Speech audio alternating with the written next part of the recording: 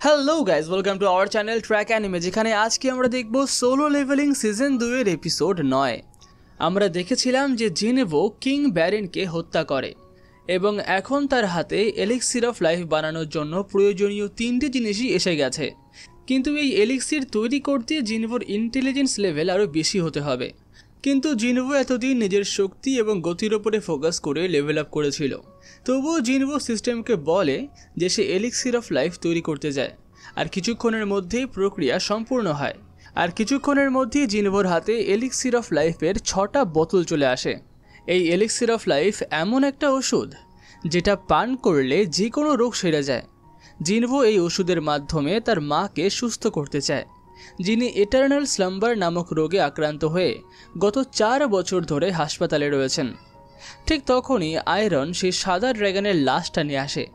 এটা দেখে জিনভো তার প্রশংসাই করে, কারণ সে বেশ বুদ্ধিমানের কাজ করেছে।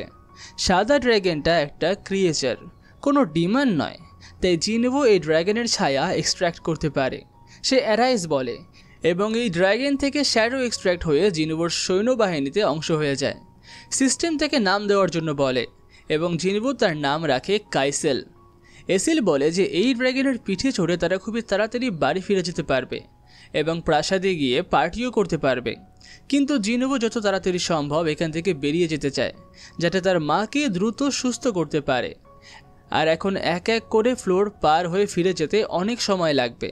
ঠিক তখনই জিনভো লক্ষ্য করে যে রিওয়ার্ড হিসাবে সে একটা রুইন স্টোন পেয়েছে, যেটা তাকে একটা নতুন স্কিল দেয়, যার নাম হলো শ্যাডো এক্সচেঞ্জ।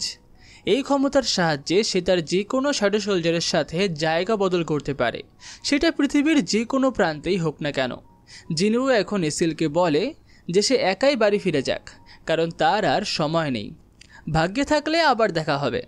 এটাও বলে জিনভো সেখান থেকে অদৃশ্য হয়ে যায়।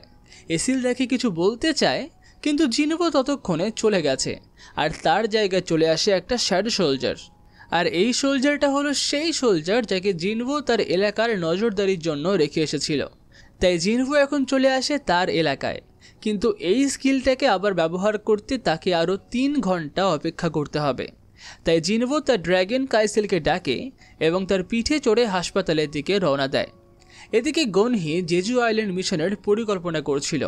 তারা হান্টারদের ম্যাজিক পাওয়ার ব্যবহার করে পিঁপড়েদের তার রানী থেকে আলাদা করবে। এরপর তারা রেডিও ওয়েভ ব্যবহার করবে যাতে পিঁপড়েরা একে অপরের সাথে যোগাযোগ করতে না পারে।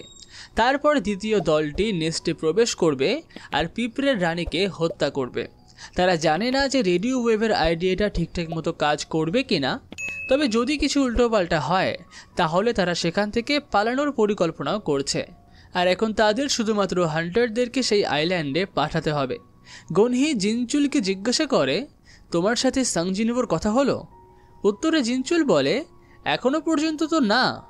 অন্যদিকে আমরা বেক ইউনোকে দেখতে পাই, যে তার একটা বন্ধুর সাথে ছিল, যার নাম হলো মিন বিয়ঙ্গো।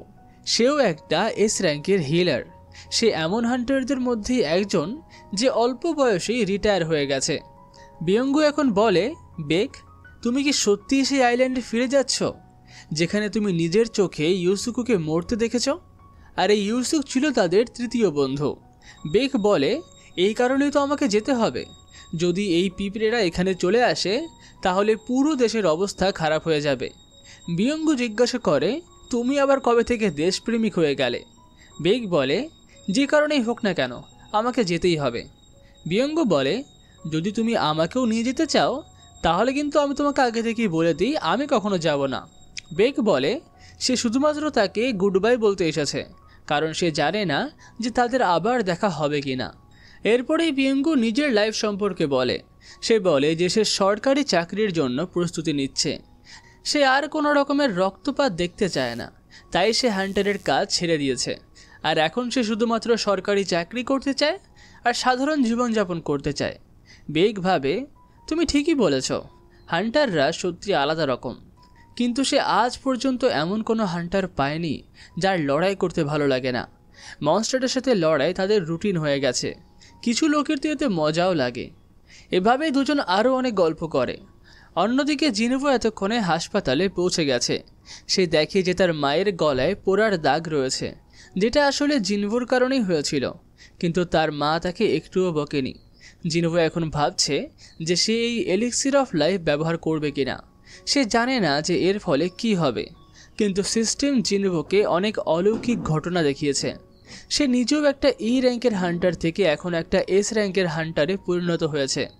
তাই জিনোভোর সিস্টেমের ওপরে বিশ্বাস আছে। জিনোভো এখন এলিক্সির অফ লাইফের বোতল বের করে এবং তার মাকে পান করায়। এরপর ওষুধের প্রভাব শুরু হয় এবং তার মা ধীরে ধীরে সুস্থ হতে শুরু করে। এমনকি তার মায়ের গলার থেকে সেই পোড়ার দাগটাও চলে যায়। জিনোভো এখন তার মাকে জাগানোর জন্য কথা বলতে শুরু করে, কারণ সে এতদিন ধরে যত পরিশ্রম করেছে সবই তার মাকে সুস্থ করার জন্য। অন্যদিকে জিনারও আজ কোনো কাজে মন বসছিল না। আকাশে পূর্ণিমার চাঁদ জ্বলজ্বল করছিল। কিছুক্ষণ পরে জিনোভো চোখ খুলে দেখে যে তার মা জেগে গেছে। মা জিনোভোকে চিনতে পারে এবং জিজ্ঞাসা করে যে তিনি কতদিন ধরে এখানে ঘুমিয়ে আছেন আর এখন জিনা কেমন আছে। জিনোভো তাকে বলে যে সে পুরো 4 বছর ধরে ঘুমিয়ে রয়েছেন এবং জিনাও এখন ঠিকই আছে।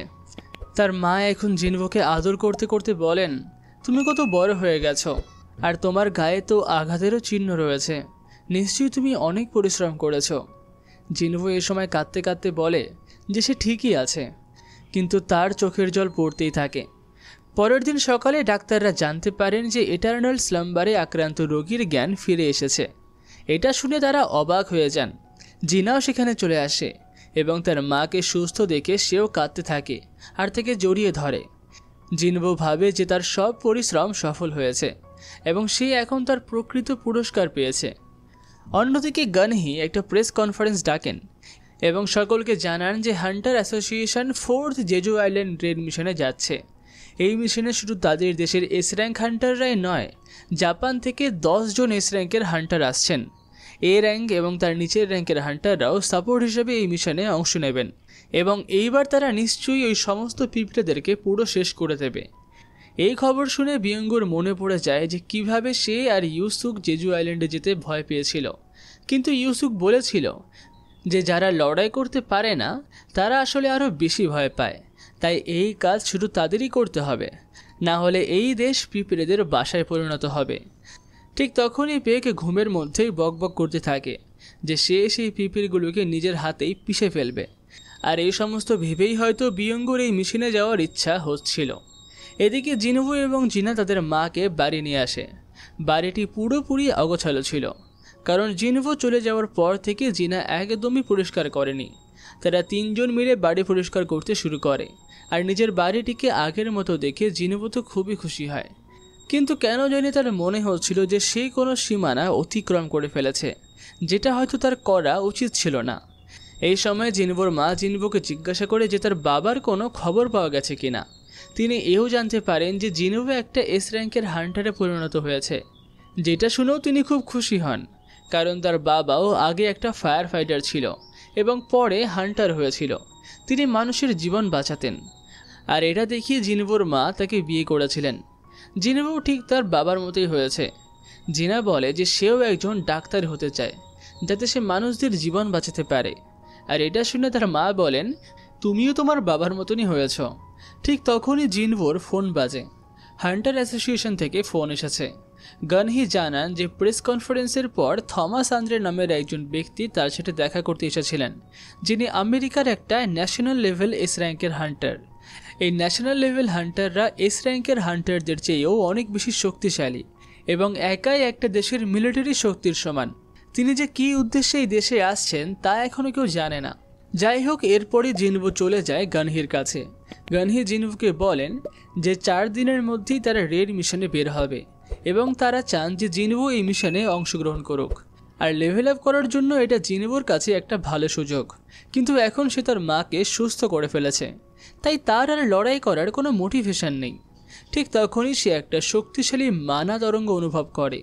গানহি জানায় যে র্যাঙ্কের হান্টাররা জিমে ওয়ার্ম আপ করছে। জিনোভোর উচিত সেখানে গিয়ে দেখা। জিনোভো দেখে যে বেক এবং হান্টার মা পরস্পর লড়াই করছে। হান্টার মা হলো ফেম গিল্ডের র্যাঙ্কের হান্টার। গানহি বলেন যে এই মানা তরঙ্গ এখান থেকেই এসেছে। র্যাঙ্কের হান্টাররা মাঝে মাঝে একত্রিত হয়। জিনোভো দেখে যে বেক হেরে যাচ্ছে। জয় বলে যে বেক যদি তার আসল রূপে চলে আসে তাহলে মায়ের জন্য একটু সমস্যাই হবে, কারণ ফুল পাওয়ারে বেক একটা মনস্টারে পরিণত হয়। এখানে অন্যান্য গিল্ডের হান্টাররাও উপস্থিত ছিল, যেমন নাইট গিল্ড এবং জাপানের 10টা এস র্যাঙ্কের হান্টারও এসেছিল, যাদের সাথে গিল্ড মাস্টার গোতোও ছিল। একটা মেয়ে এখন জিনভোকে উদ্দেশ্য করে জিজ্ঞাসা করে যে সে কে। হানেকাওয়া বলে যে ও হলো জিনভো, যে সম্প্রতি একটা এস র্যাঙ্কের হান্টার হয়েছে। সে বলে যে জিনভো নিশ্চয়ই অ্যাসাসিন টাইপের হান্টার হবে, কিন্তু হানেকাওয়া বলে যে না, সে একটা ম্যাজিক টাইপ হান্টার। এই কথাটা গোতোর খুব একটা পছন্দ হয় না। চাহিন দেখি যে জিনভো এখানে এসেছে এবং তার কাছ থেকে একটা গন্ধ আসতে শুরু করে। বেগ এবং মাকে লড়াই করতে দেখে হানেকাওয়া বলে যে এই দেশের এস র্যাঙ্কের হান্টাররা তো বেশ দুর্বল, সে সবসময় গোতোকে লড়াই করতে দেখেছে। সম্ভবত এই কারণেই হানেকাওয়ার কাছে বাকিরা দুর্বল লাগছে। এই কথা নাইট গিল্ডের গিল্ড মাস্টার জংসু শুনে ফেলেন। হানেকাওয়া বলে যে এই নাম সে কখনো শোনেনি। জংসুর সহকারী বলে যে তিনি এস র্যাঙ্ক নন, বরঞ্চ একটা এ র্যাঙ্কের হান্টার, আর সম্ভবত এই কারণেই কেউ তার নাম আগে শোনেনি। কিন্তু তাদের গিল্ড দেশের টপ 5-এ রয়েছে। গোতো বলে যে তাদের সবার মধ্যে একটা ফ্রেন্ডলি ম্যাচ খেলা উচিত, যেখানে শুধু এস র্যাঙ্কের হান্টাররাই অংশ নেবে। গনহি বলেন বেশ, এটা তো ভালো আইডিয়া, কিন্তু এতে ম্যাজিক টাইপের হান্টাররা অংশ নেবে না।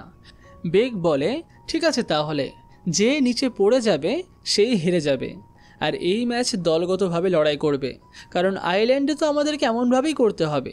গোতো রাজি হয়ে যায়। আর এখন একদিকের দলে আসে হান্টার চাহিন, হান্টার বেগ, হান্টার লিম, হান্টার মা, আর অন্যদিকের দলে ছিলেন জাপানের হান্টাররা তুয়াতা, কুমামোতো, হোশিনো এবং টানাকা। তাদের ম্যাচ শুরু হয়, আর এরই সঙ্গে পর্বটা এখানেই শেষ হয়। পুরো ভিডিওটি ভালো লাগলে ভিডিওটিকে লাইক, কমেন্ট, শেয়ার তো অবশ্যই করবেন, আর পরবর্তী পর্বটি দেখার জন্য চ্যানেলটিকে সাবস্ক্রাইব করতে তো একদমই ভুলবেন না। তাহলে দেখা হচ্ছে অন্য কোনো ভিডিওতে।